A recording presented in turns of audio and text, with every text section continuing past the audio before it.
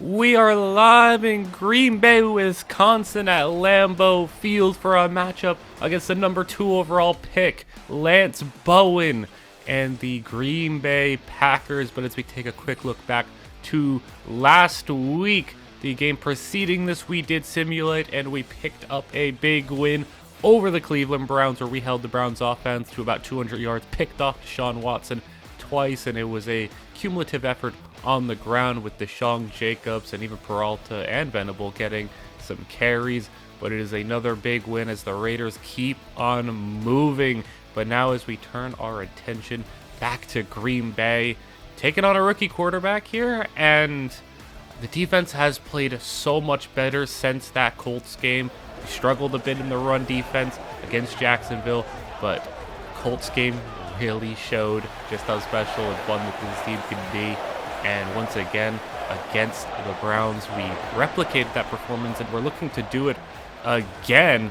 And it's going to be maybe in our favor, even though Lance Bowen has started off his season pretty decently. It's going to be up to us to try to make it difficult for him. Let's try to get another victory. The Raiders and Packers is up next. As per usual, seemingly, we are on defense to start the game as Bowen will take the field. The USC product, the national championship winning quarterback, looks to be the next one to follow up. Aaron Rodgers as the Jordan Love experiment did not work out. It'll be Aaron Jones in the backfield as they go play action, and Bowen throws underneath, and he's got his man. And if you remember, the last time we played the Packers was in year one, where Aaron Jones went for over 200 yards, but we won the game on a game-winning punt return with about a minute to go from DeAndre Carter. Is a fun one. See if we can have another fun game like it was in year one, as Bowen on third down delivers, and it's a first down.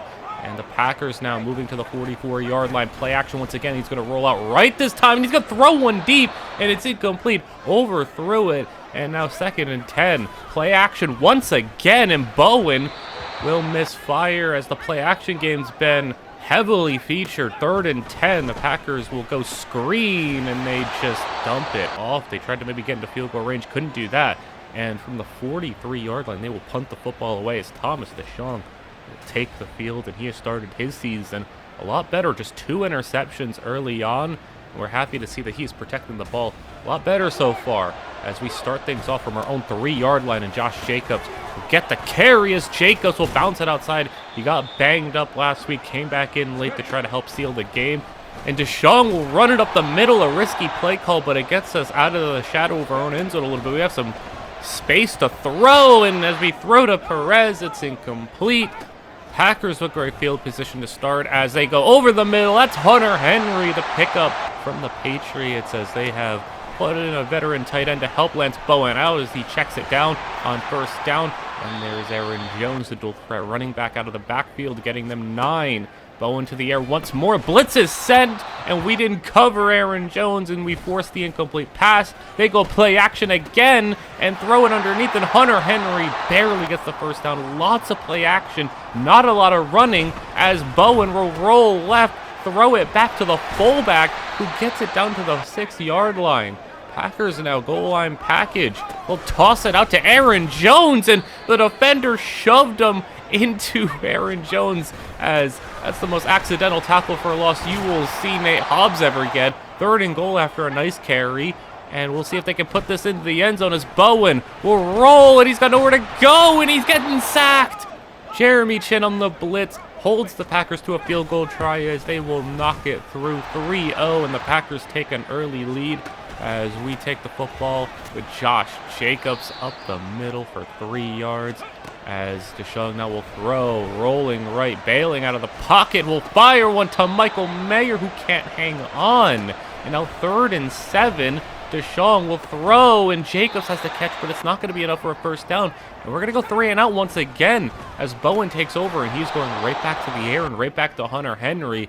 And they will finally now hand it to Aaron Jones, but it doesn't do much as Marietta blows it up in the backfield and gets finished off by a couple other defenders. 3rd down, screen set up. Aaron Jones makes one miss, can't make Devin Bush miss, and we get a stop. Taking the football back is Jacobs. Have a counter play, runs through a man, and he gets 8 yards. All right, Jacobs. Now we toss it out to your right side out of the shotgun, and he's going to plow his way ahead. 3rd and inches.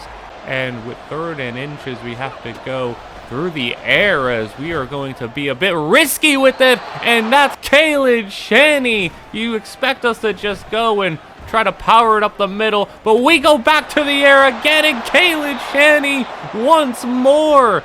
Might have caught the Packers defense off guard a little bit, as now at the 12-yard line we hand it to Jacobs. There's a flag on the play as Jacobs will get a nice run inside the 5, but it looks like this one is coming back, a holding penalty, and that is potentially a derailing penalty as we were rolling with some momentum, but now it's going to be 1st and 19. Deshaun will throw underneath, and Jaden Sharu has it and does not go anywhere. 2nd and 19. Deshaun will try and run it, and Deshaun has some room, and Thomas Deshaun will get us all the way down to the 4-yard line. A great run as he just slips out. Now we throw it outside to Sharu, and he gets brought down. And it's going to be a field goal try. We tried to send the offense out there, draw them off sides. Didn't work. We took the delay game, and we kicked our field goal. It's 3-3 as Lance Bowen will once again go through the air as they have not been afraid to just throw it and throw it some more, as they are letting this rookie quarterback really see if he can beat one of the better defenses in the league early on in this season. 1st down and 10, play action, and he's going to fire one over the middle, and it's caught, broken tackle, and it's going to be to the 44-yard line. Bowen, in the face of pressure, is playing pretty well. Throw outside again, it's incomplete. On 2nd down, here is just the 4th carry for Aaron Jones, and make it 4 carries for 4 yards as 3rd down hits, and Bowen to the air. Bowen with a lot of time in the pocket. He's going to try to step up and run for it, and he doesn't get it. Devin Bush gets the sack, and the Raiders take over. Josh Jacobs takes the carry, and he meets Kenny Clark in the backfield. 2nd and 12, play action. Deshaun rolling right. Deshaun will try to throw one up the field. I don't know if that was to Sharu or Perez, but it didn't come close to anyone. 3rd and 12. We threaten to go 3 and out once more, and he misses Sharu on the outside, and that is 3 and out. Not the first time that's happened to us today. It's been a pretty rough first half for offenses as Hunter Henry takes the short pass. Jones on the draw will try to juke outside, and he gets brought down by Odigizua. 3rd and 11. They set up the screen once more. They did this earlier. It didn't work. It works a bit better this time. Still not enough, though, as the Raiders take over. Now we go with a bubble out to Shanny. Shanny's been the go-to guy this game in the receiving game, as Deshaun will keep it read option, and Thomas Deshaun's got room. Jair Alexander forces him out of bounds, but he has himself to the 42-yard line. Now we set up a screen on the left side. Shanny, and Kalen Shanny's got some speed to the edge, and Kalen Shanny with a big gain to the 33. 2-minute warning hits him. Deshaun with the play action. He'll throw underneath, and that is Sharu. The grab for 7. Now we go with a handoff. Jacobs will get brought down at the line of scrimmage. The run game's been difficult. Play action. And Deshaun will get sacked. That's Rashawn Gary. And the Raiders will be held to a field goal with just a minute to play. The Packers took the football, and they just ran out the clock, and we are heading into halftime with a score of 6-3. This offense has been really hard to come by. The Packers have 0 yards on the ground, 141 through the air, as they have just only been throwing it seemingly. And I have to say I'm impressed with how our defense has played. I mean, 26 pass attempts for just 141 yards really isn't that bad. And on top of that, we have held them to 0 rushing yards, which even in their limited amount of carries, we've stopped Aaron Jones. Like on offense, though, we've gone 3 and out too many times, and we got to try to convert on some of these 3rd downs, as we've had some missed passes, some sacks. It's been a little rough, but we have a lead, and let's see if we can get a little bit more offense going in the second half. It is up next between the Raiders and the Packers. As we enter the second half, the Raiders take control of the football as they go Josh Jacobs, who's had a pretty slow start to his game.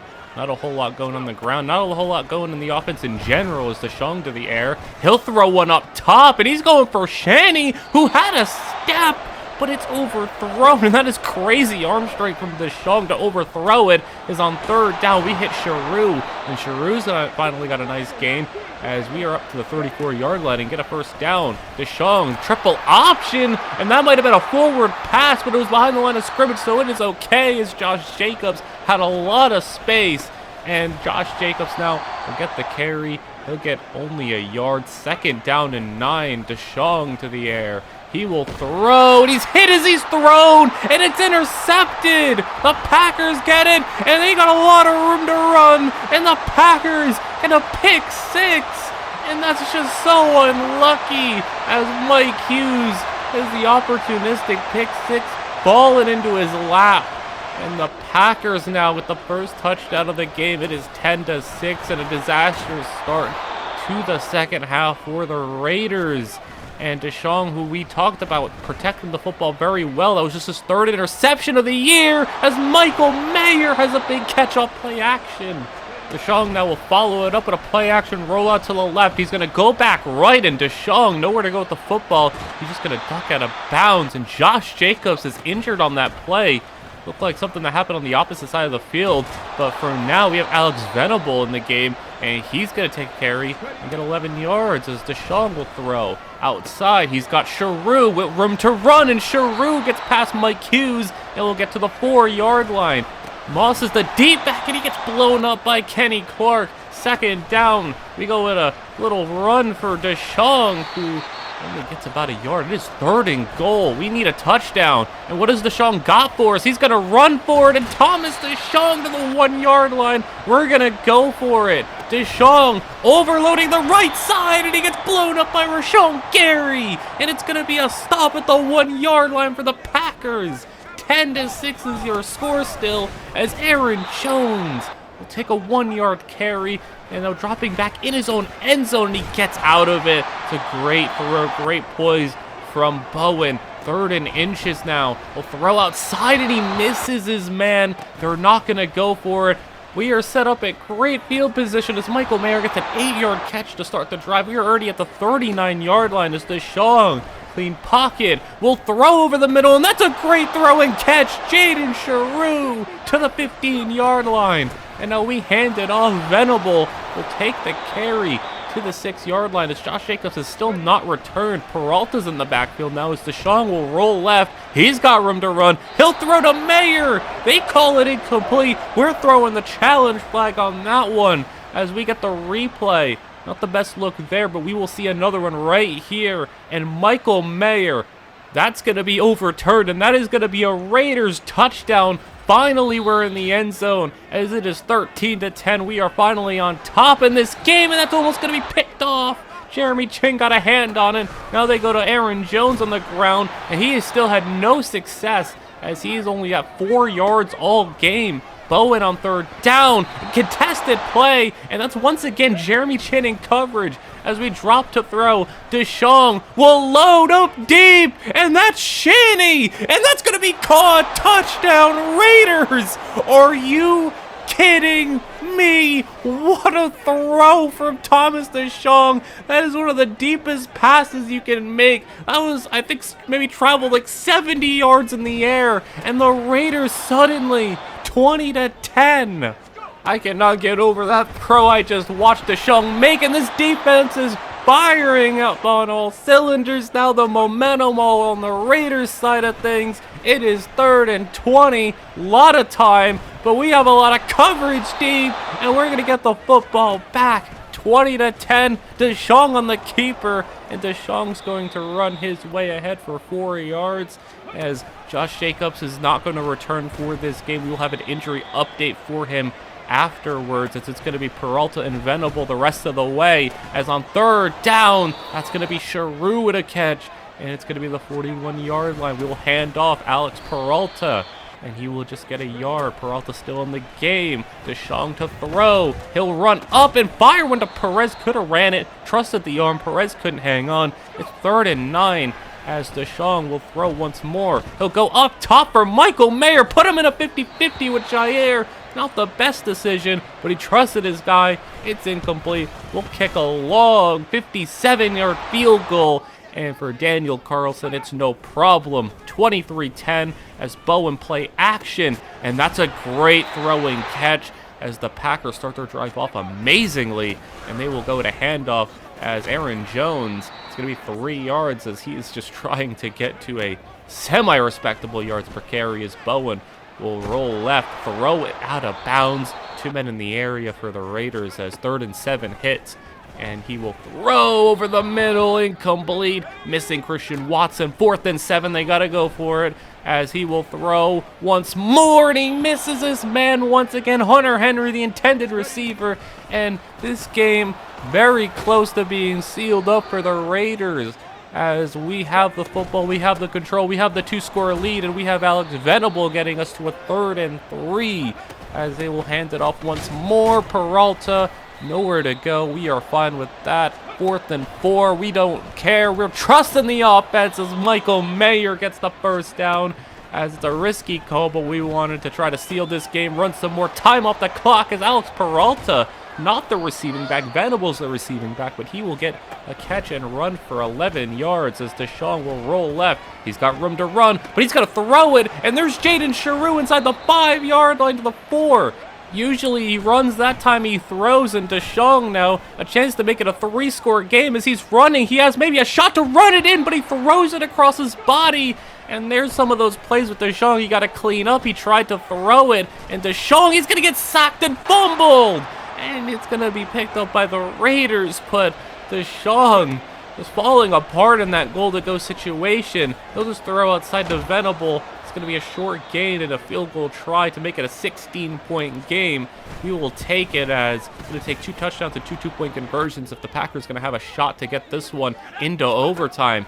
Flag on the play, might be a free one as Bowen will take one up top, and it's caught out of bounds. That will not count, but they will get the free 5 yards off the offsides penalty, and it'll be 1st and 5 for Bowen, who has not really thrown the ball down the field all too much. It's been a lot of short stuff like that to, guys like Hunter Henry, as Bowen will throw underneath, and there's Henry again. A lot of catches for Henry as Bowen will take the snap, will throw outside, another short play, and it's just knocked out of the hands of the receiver. 3rd and inches. Need to convert here, picking up the blitz, and it's going to be thrown to the fullback, and he can't get it. It's 4th and inches, and now they really need this one, under 3 to play. Bowen will give it to him short, and it's going to be Divine Diablo with the tackle. They're going to have to hurry it up now. Play action. Bowen to throw. Will throw one deep up top, 1-on-1, and it's swatted away. JC Horn coverage. And with 2.5 to go, they throw quick, caught. They're going to have to rush back to the line once more. And Bowen now, before the 2-minute warning hits, you want to get another play or 2 off.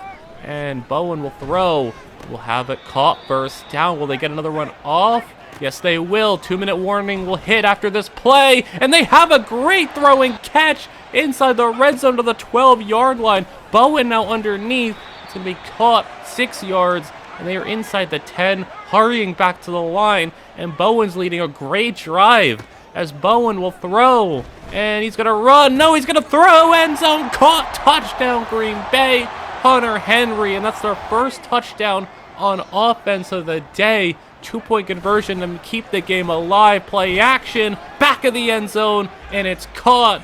Henry again. And the Packers opted to kick it deep. No onside kick for them.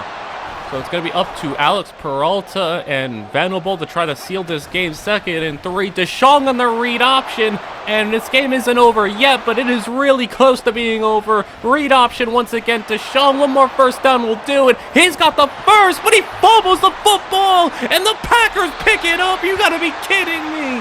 Deshaun was trying to duck out of bounds and get the first to seal it, but it didn't go his way. And the Packers are going to have a chance to get this game to overtime. They're going to have 1:17 to go. Bowen is going to have the football 51 yards of field in front of him, and he's going to throw over the middle, and it's caught by Hunter Henry. Unfortunately for the Packers, they have to use their final timeout. Henry got hurt on that play. They'll throw outside now, and it's a catch, and they're in the red zone. And another timeout. This time it's the Raiders. Max Crosby's down. And the Packers are getting a lot of breaks as they go underneath once again. And it's going to be the 6-yard line. 44 to play. Bowen throwing. Touchdown! Packers! Aaron Jones, but they still have to get the 2-point conversion. Bowen will make some changes at the line. Packers need this or the game is over. Bowen will throw it outside. He caught it. Christian Watson. And this game is tied up. And the Raiders now don't know what hit them. Screen set up. They can maybe try to get into field goal range. They got 2 timeouts. Peralta gets out of bounds. And at the 33-yard line, we still have a ways to go, but we have a chance maybe. As Deshaun will throw, and it's caught. No, it's knocked away. Cheru, the throw was a bit better. He could have had it with space to run. But Deshaun now second down, throwing to Venable underneath. We're going to get 8 yards, call a timeout. And with 19 to play, Deshaun to throw. And he's got time, but he's running out of time. And no one got open. And it's going to be an overtime game in which the Packers win the toss. I cannot believe we are in overtime. We had a 16-point lead with under 4 to go. And now the Raiders are playing a game in which they can lose if the Packers go down and score. And now the Aaron Jones carry to start the drive will get them 5 yards. They go with Jones again, and Jones will have himself 4. Jones maybe trying to get something going in overtime. 3 straight carries, and it's blown up in the backfield. Tyree Wilson has had a good game so far, as Peralta will take the carry. It's sudden death. Next score wins, as Deshaun will throw. First of the overtime period for him. It'll go outside to Peralta, who's gotten some catches. His 3rd of the game, as we have to try to finish this one off without Jacobs. And Deshaun, he will not get the first down. It's 4th and inches, but we're staying on the field. We want to win this game. Josh Moss has it, and it's going to be a new set of downs. We only have 4 minutes to go in the overtime period. Venable takes the carry, and Alex Venable has space, and Alex Venable will get us past midfield. 49-yard line. Deshaun hands it up to Peralta, loses a yard. And now Peralta's still in the backfield. We'll go play action to him. And Deshaun will roll left. He's got nowhere to go with the football. He just throws it away. And 3rd down. And Deshaun will throw. And hit as he's thrown. And the Packers take over. 3 minutes to go. This game's gone on so long that daytime has fallen to nighttime for this 4 o'clock game. As it has been a wild one. And it's 3rd and 2 now. 2-minute warning of overtime. Aaron Jones on the carry, and he gets blown up in the backfield. We call a timeout. Another punt is going to be deep to Kalen Shanny, who's going to field it about his own 19-yard line. He's going to start right. He's going to continue right. He's got some room to run, and Kalen Shanny with about a 25-yard return.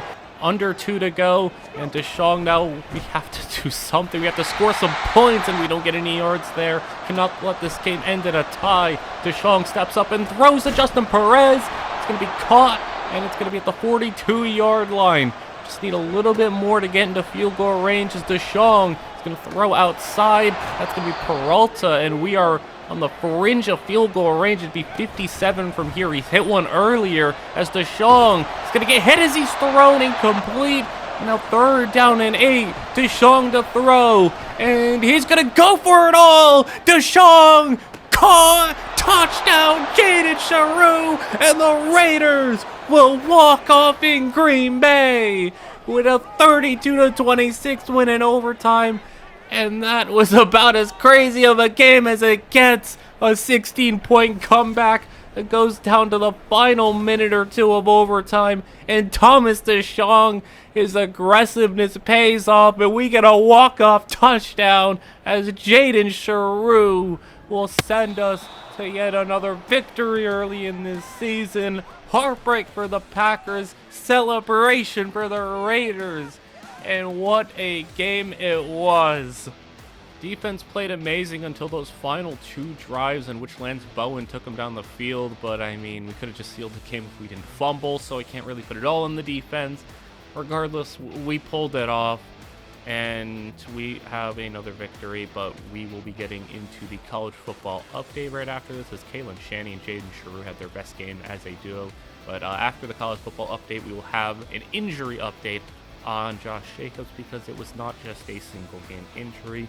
So bad news we'll have there, but I want to enjoy the good news for now with our big win. As let's hop into the college football update right now.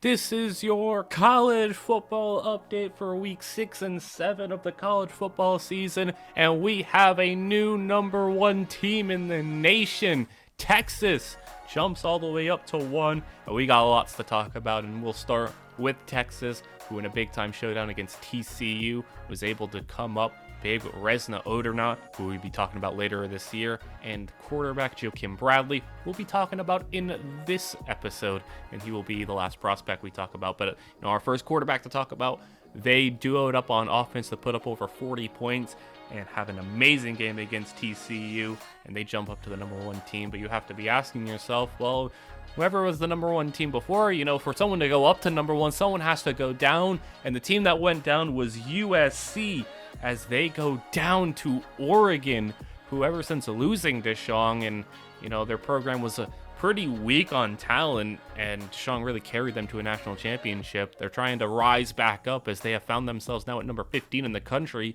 A big-time upset win over USC, who was a bit of an overrated team going into this year. They had a lot of hype after winning the national championship, but they lost Bowen, they lost a lot of players, and they lost, obviously Raleigh Cordula. So, they are definitely a step back from what they were last year, but a lot of people still expected them to go to the Final Four. They now sit at number 5. But elsewhere in the college football world, we had Ohio State picking up a dominant victory over Iowa to put them up to number 4.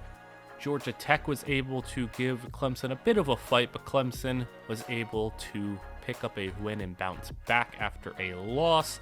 And we have Baylor picking up a win over Oklahoma State to drop them out of the top 15. And the final game we have to talk about was Northern Illinois, starting off hot in the Big Ten as they pick up a victory over Penn State. And Northern Illinois finds themselves as the number 7 team in the country. Really exciting times down there for Northern Illinois. Looking ahead to weeks 8 and 9, we have some fun games to talk about for next episode. We will have number 14 Clemson versus number 6 Florida State in a big rivalry game. We will have Michigan versus Northern Illinois, 7 versus 8. Ohio State will be taking on Northwestern. Oregon State in week 9 will be taking on Stanford. UCLA versus Oregon. And finally, we will have the big Oklahoma versus Oklahoma State game. So plenty of fun matchups that will be happening over the next 2 weeks. But let's get into some of these players now. Oregon was able to take down USC, and a big reason why was wide receiver Delbert Conroy, as he is, I think, a pretty, solidified comparison of a player. I have him as George Pickens. I think that is a pretty accurate comparison for him.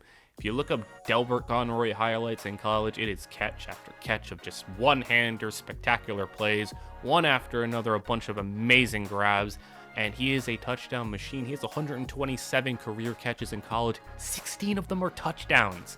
Does not had, big-time years. He has yet to have a 1,000-yard season, though he is on track to have one this year.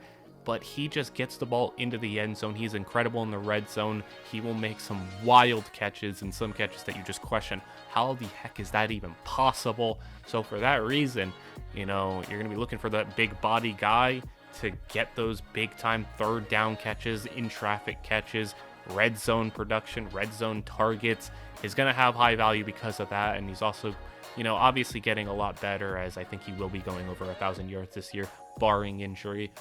But you see the mid to late first round grade on him for a reason. I think he needs to get better at creating separation. One of the reasons he has to make so many contested catches is because he doesn't separate as well as you would like to. Obviously, it's not going to get any easier at the next level where the speed is even higher and the margin of error is lower. So, it's question whether he can maybe sustain some of these great plays, whether he can be a guy like Pickens or T. Higgins, or he's going to kind of fall, to the side and just be a guy who can't separate and can't make those big catches. Also, he's not going to really be a guy you're designing to get the ball to in space or anything. He's not one of those big physical guys who you can also get in his hands and he's going to make a lot of people miss or anything. He's very much just a possession, go up and get a receiver. And because of that, he can disappear in some games, and I think that kind of combos with the other two things, is you're not scheming certain plays to him. If you don't get in the red zone, if you're not in these third down situations, if you're not in a situation where he can shine, it's going to be pretty useless in some games. So he's not a receiver that I'd say is a solidified, he's your number one guy. That's why I think his potential grade is a bit lower, but I think can be an awesome complementary piece, amazing number 2 receiver, and he, in the right system, can have a lot of production. Onto the defensive side of the ball, and to the Big Ten we go. We have edge rusher Michael Poe out of Michigan State, and Poe is a guy who is going to probably be mid to maybe late first round. Really depends on what he does this season. Incredibly productive last year. Led the nation in sacks with 17 and a half sacks. Was incredible. Was right up there with Dexter Parker in terms of production. And like Dexter Parker, his production carries him to a first round status, but how much higher will it really bring him as we, immediately kind of coincide with some of these negatives. 1 year wonder is a question mark, as he virtually didn't play as a freshman and sophomore. Very limited playing time, very minimal in the rotation. A lot of guys ahead of him graduated. He comes in as a junior, just immediately 17 sack season. His potential, grading was a maybe first rounder if he declared. A lot of people wanted to see him go back to college, see if he can duplicate that performance, or at least put it at a level to where you can say not a 1 year wonder. He decided to stay in college, and we'll see if he pays for that or if he bolsters his draft stock.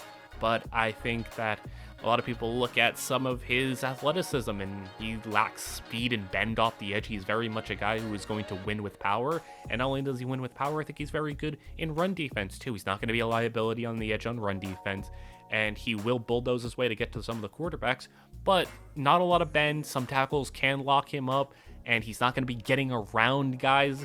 And I think he's in a position at 6'2", 260 to where he's kind of got to make a decision. Either you got to slim down, you got to get a bit more lean so you can come off the edge a little faster in the NFL, got to get down to maybe 250, or you got to bulk up and you got to commit to being on the inside, because he does have the skill set to play as maybe like a 4-3 end or a 3-4 interior. He has some of the skill set to play on the inside. If he really wanted to bulk up and go for it, he's a good enough run stopper, and he is good enough with his power, and I assume if he bulks up, he will be getting even stronger. So he's got to kind of make a decision there, and it's really down to what the team that picks him wants to do with him. But I think he can be a nice addition to any defense if you can kind of get him to commit to go to one area. I don't know what his upside looks like. I don't know if it's elite at anything, but again, we'll have to see where he kind of develops as a player and what route he decides to go down. I teased it at the start a little bit. We are talking about the number one team in the country, and it is quarterback Joakim Bradley, who I have a early to mid first round grade on. He is not really the driving force behind this team. He's just kind of a piece of the team, but a very nice piece. It is mainly Resna Odernot, who we will be talking about again later, as he is, one of the front runners for the Heisman Trophy. But as we talk about Bradley and where he projects to the NFL, I think once again the comparison is very good here. I had the George Pickens comparison earlier for Conroy. I think this is another good comparison. Tua, but the only maybe thing I'd put next to it is less turnover prone Tua. And you might be thinking about that and saying, wow, that sounds amazing. And yeah, but also you have to acknowledge Tua is in the perfect system for him. Tua doesn't have special arm talent. He doesn't have a rifle. He doesn't have a cannon. He's not an amazing athlete. He's not a playmaker. He takes a snap, very quick, very decisive, gets it to the right guy, gets it to the right situation, will make some nice throws, but he's got his limitations, and that's where I think Joakim Bradley kind of lands, where you don't look at him and say he's special, but you look at him and say you can win with him. He's not going to turn the ball over much. He's very quick, very decisive. He's amazing on third down. Was one of the highest quarterbacks ever in the NCAA on third down. Now, once again, great situation. We've talked for years about the Texas offensive line. Now they have a great running back. The receivers aren't amazing, but I mean, he has all day to throw usually. And with that, his deep ball is fine. He'll hit them if they're open, but he's not going to make the perfect throw. He's definitely someone you're going to want to prioritize the, short to intermediate passes. It's definitely a quarterback who you don't want to draft him into a situation where he's going to have to be the guy and turn the franchise around. But if you have some nice pieces, you're picking, fringe top 10 maybe. You need a quarterback, but you weren't a bottom-out roster who won 2 games. He could fit in right there. He's just not a guy who you should be taking to turn around the franchise single-handedly. Could be wrong with that, but he's going to need some help, but he's a great quarterback. His touchdown-to-interception ratio being at 12-1 is incredible, and he's doing similar things this year, but he's got his ups, he's got his downs. He'll be I think, at his peak, a fringe top 10 quarterback in this league. And that's good enough for a lot of teams. I think a lot of teams will take that. So we'll see where Jaquim Bradley lands. But like I said, we have a little injury update, and it is not a good one. We already lost DeAndre Hopkins to a broken collarbone this year. He'll be back in a couple of weeks. But we lose Josh Jacobs to a broken collarbone, and he's already gotten knocked out of, 3 straight games now. And he's definitely dealing with a lot of injury troubles this year, which we did not anticipate, of course. But as a running back, entering his late 20s, it's going to happen.